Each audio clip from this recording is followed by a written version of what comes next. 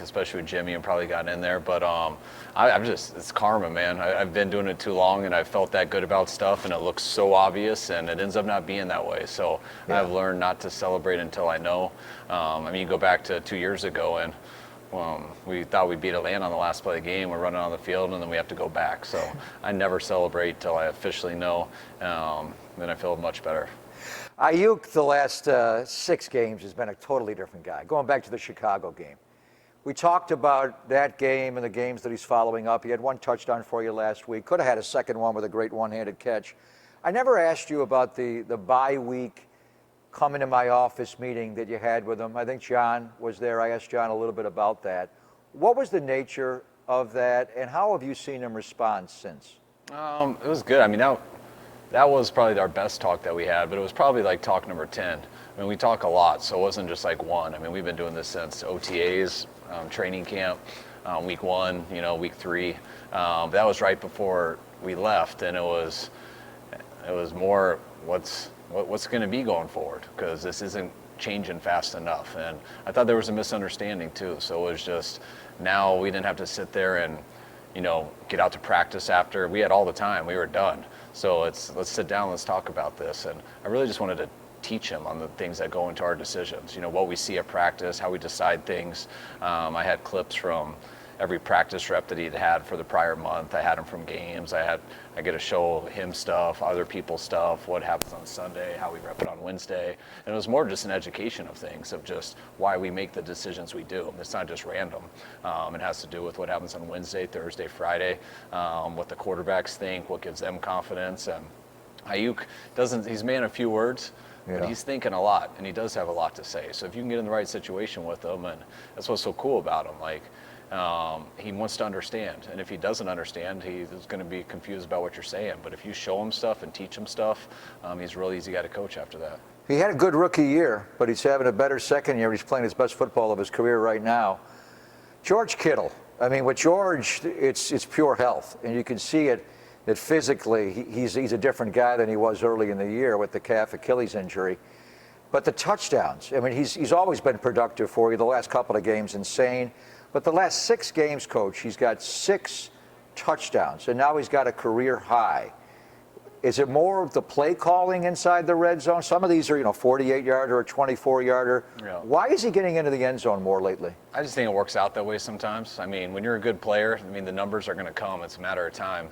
But you got guys like George, guys like Debo. I mean, people ask, what's wrong with this guy this week? Why is he so good the next week? And sometimes the week with the less stats was the better week. That's just how the cookie crumbles sometimes. I mean, there's 11 guys out there. You might have your best routes of the day, but they weren't the right play calls, or the protection wasn't good, or the quarterback missed a read. There's so many things that goes into a play that you can't really judge guys off stats. But the most obvious thing with George is his explosiveness is back.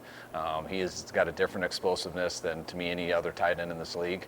And when he plays that, it jumps off the screen in the run game and the pass game. And he hasn't had that all year because of his injuries. And I think you're seeing that now. And when you do look at his touchdowns, I mean, the one that he caught versus Cincinnati, he really wasn't even in that progression. He was just, we were trying to get people to go with him and flood the zones the other way, but they stayed with Ayuk, they stayed with Debo, and then there was good protection, and Jimmy just looked backside, and George was one-on-one, and he got the play. And so a lot of it, when he does score farther out, it's because he's a freak doing it, and I think we've had some pretty good blocking downfield also, which has allowed him to turn some of his big plays into touchdowns. Yeah, that touchdown you speak of late in the first half, Jimmy went through you could see him go left, he went middle, he came backside, and the pocket was strong there. And Jimmy looked to George a lot on third down. You weren't great on third down in Cincinnati, but George had 4 big-time catches for you on third down, and some, the end of regulation, the one over the top that Jimmy feathered in, the third down, the tight window one, when you went to set up for the game-winning touchdown right before Ayuk score. Jimmy Garoppolo in late game situations, the end of regulation, in overtime.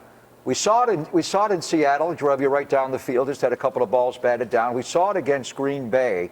Do you see a different look in his eye maybe when he comes over to the sideline? Certain athletes in different sports just have that clutch gene. Is Jimmy a little different when everything's on the table right here? Yeah, I think so. I mean, Jimmy, the more intense it gets, usually the better he gets. That's why I think sometimes he does better after a pick. Sometimes he does better after he gets hit pretty hard. sometimes I joke with him, do I need to call a play at the beginning of the game to get you drilled, to kind of get you going? And we both laugh at it, but he's kind of got that linebacker mentality in that way. But he's come up huge at the end of games. And, you know, I mean, if we threw it all the time, Jimmy would put up some really good numbers. I mean, Jimmy he can sling it. But we're trying to win the game too. And the more you sling it, how aggressive he is, how he can throw, he's going to always make good plays to me. But when you do that too much, it puts too much pressure on a guy. You get one tip, one bad read, you know, one bad throw, and you get those turnovers, and it changes the game. So we try to pick and choose when to do it, but there comes a time when there is no decision. You got to go, and when you go, Jimmy usually wins it for us and does a pretty good job at it. Nick Bosa, 2 more sacks on Sunday. Had a third called back by penalty. He's now got 14 quarterback sacks on the year. He obviously was insanely good for you as a rookie. I mean, right now he's one of the best defensive players in football. How good is 97 playing? Oh, as good as you're saying. I think he's underrated. I mean, when I hear people just talk about him as comeback player of the year, I don't get why he's not mentioned for NFL MVP.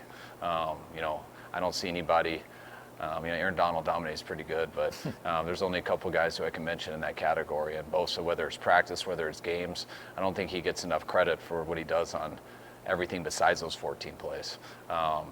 Every play in the run game, I mean, the pass game, I mean, he is always getting to the quarterback, getting to the ball carrier. He is one of the smartest players I've been around, and so technically sound, and plays every play very well.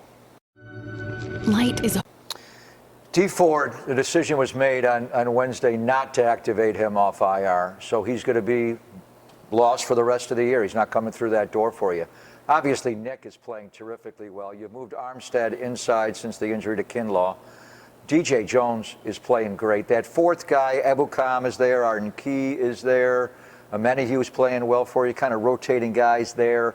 How do you feel about the state of your front four and your pass rush now that you know you're not going to have Dee Ford, Coach? Pretty much the same. I mean, Dee Ford has kind of just been a bonus since 19. You know, we didn't have him at all in 20, except for the first game, and even this year, you know, we haven't known whether we'd have him or not. And when he has gone, it hasn't been able to be that much. So we've always kind of been counting on these guys just to fill that role by a group. And I think they've been doing a good job of it throughout the year. I think Adam and Charles did help because we brought in another guy with length, another guy who can play outside and inside. And also now knowing that Dee Ford, we wouldn't get the third down plays or any of those that we were kind of holding out hope for. I think it's very important we brought in Charles. And, you know, I don't think there's going to be one guy in particular, but I think they'll do it as a group, and we keep those guys fresh. And I think those guys have done a pretty good job making some plays. And, you know, Arden's gotten a sack here, I think, in about 4 straight games. I don't know who they gave it to last week. Bosa probably stole it, knowing how he gets them. But I think we got a good group, and we got to make sure they keep getting better, though. Getting a pass rush on Matt Ryan in this game is going to be critical. And I think he's been hit more than any quarterback in the NFL this year. I remember when you were evaluating the quarterback position, before you even got Garoppolo, you said a natural thrower of the football is what I want. Has anybody that you've coached throw the ball any more naturally than Matt Ryan? No, you can tell he's born to do it. I mean, the way he can sit in a pocket with his feet apart and just torque his upper body and make any throw between the numbers effortlessly with guys in his face. It's what I tell our defense, that I don't care how your rush is. If we're not tight in our coverage, he can make the throw. I mean, you cannot touch the 3 technique, and they'll get in right in his face. And the way how tall he is, how he can sit on his back foot and let that ball go high over the middle. If guys are open, he's going to hit them. Now, that's why we got to cover guys. And if we cover guys, then he gets in trouble. But it's nice that he doesn't have Julio out there to throw it up to and stuff. But they got a good tight end.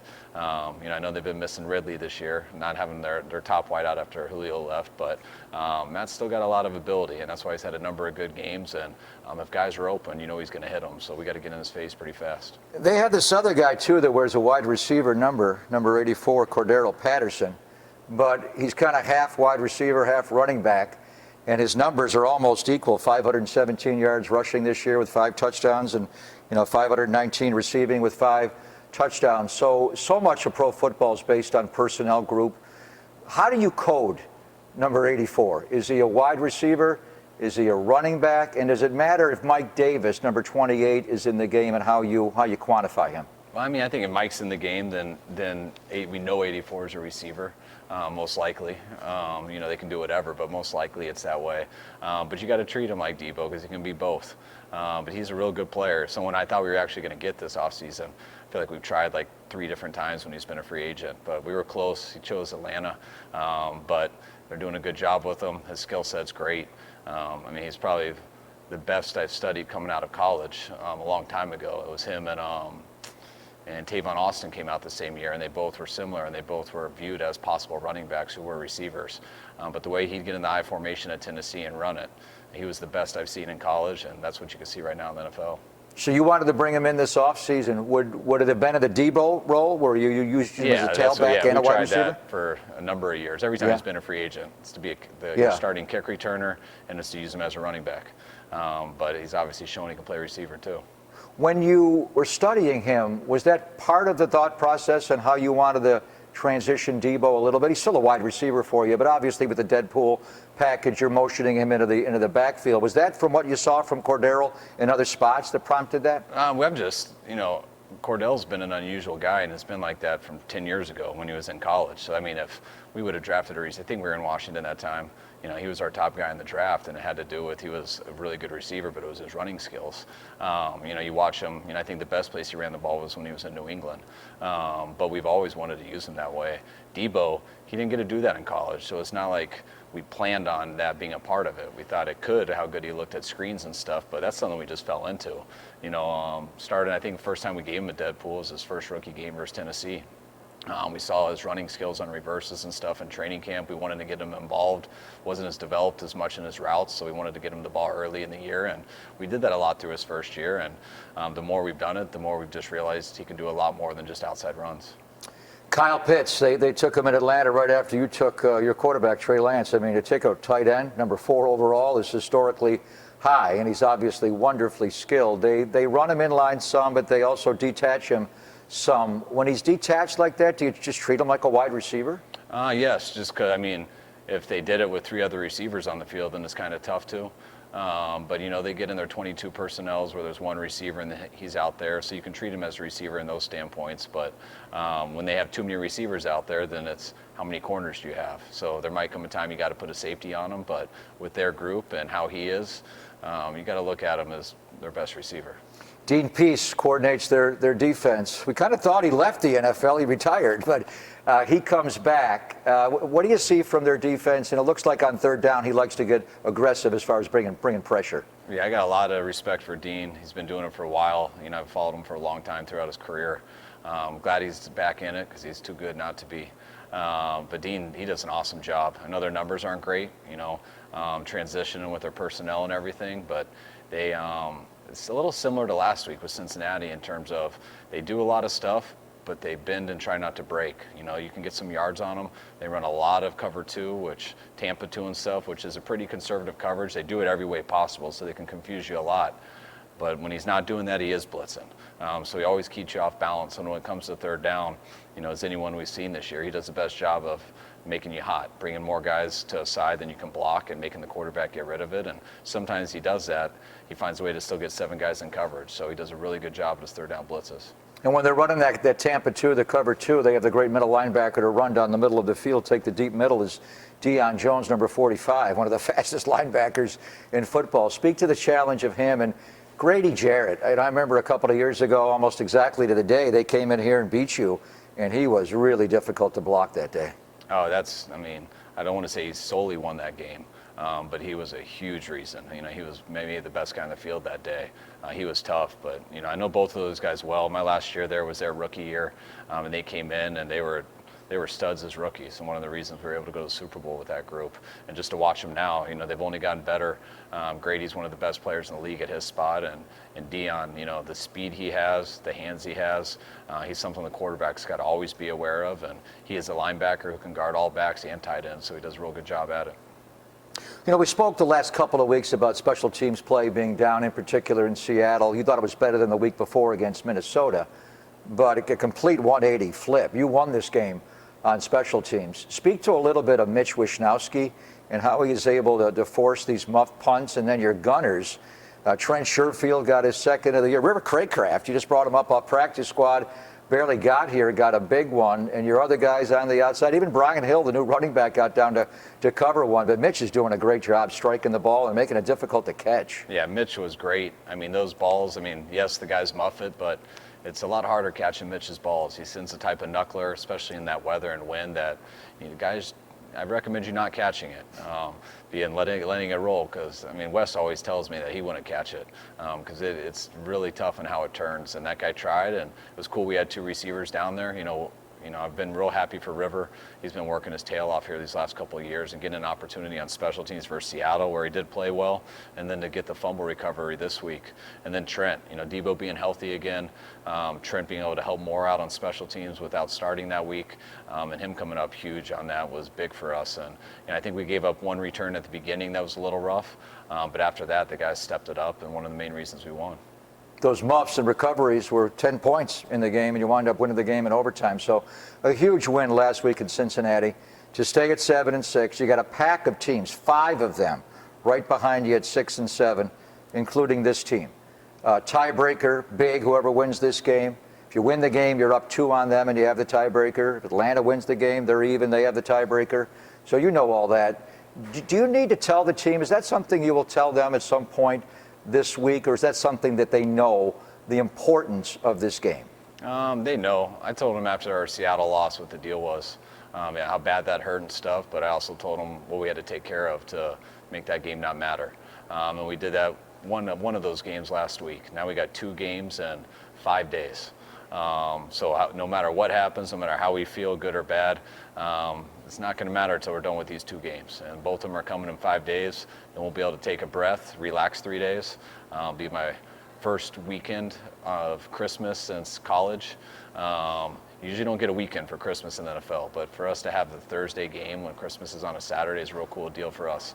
We actually get to hang out with some relatives and stuff for the weekend. Hopefully that's after 2 wins, so we enjoy it, and then we can come back and make our push for the final 2. I know you have your staff look ahead to the Titans on the short week. Do you do that at all, or are you singly locked in on Atlanta, and once this game's over, you'll worry about Tennessee? I'm totally locked into Atlanta. I know what's ahead. That's why I kind of hunkered down and know nothing. I'm really not going to do anything till Thursday after the game. And when that's over, that's why you don't mind Thursday night games, because no matter how bad Monday through Thursday is, there is a break at the end of it. And knowing that you got a couple days off after it, knowing that that will be Christmas weekend, I want to make sure that we work as hard as possible so we can enjoy that time. And I caught up on sleep at Cincinnati's hotel, and I feel good, and it'll last me till about Thursday night of next week. Thank you, Kyle. Happy holidays to you and the Shanahan family. By the way, belated happy birthday. Thank you, man. You got one snuck behind me there. Yep, I'm getting old. Thank you, brother. All right, great.